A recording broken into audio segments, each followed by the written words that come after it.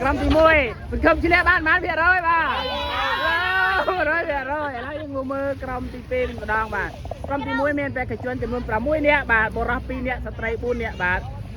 មើលទៅគាត់គឺថាមើមបាទមើលទៅមានដឹងដែរបាទកម្ពស់ក៏បានដែរបាទឥឡូវយើងទៅមើលក្រុមទី2បាទឥឡូវមើលក្រុមទី2បាទសង្ឃឹមបាន100ក្រុមទី2បាទ100%អូ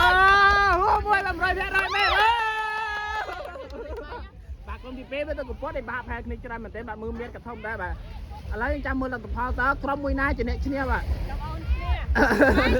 អានេះទីរបស់យើងបាទគឺលេងល្ងាចបន្តិចបងប្អូនបាទ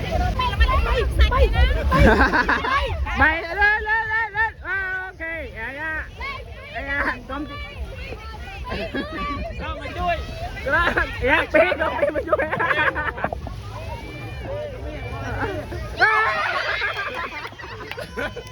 បាទក្រុមទី2ចាញ់គេបាទដែរបាទដោយសារតែចាប់ដួលបាទ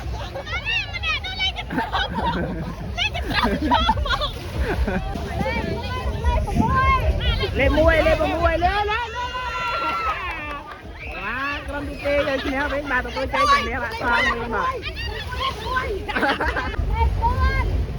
4អើយ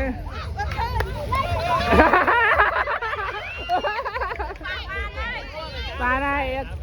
ក្រុមទី2ជាអ្នកឈ្នះលេខ2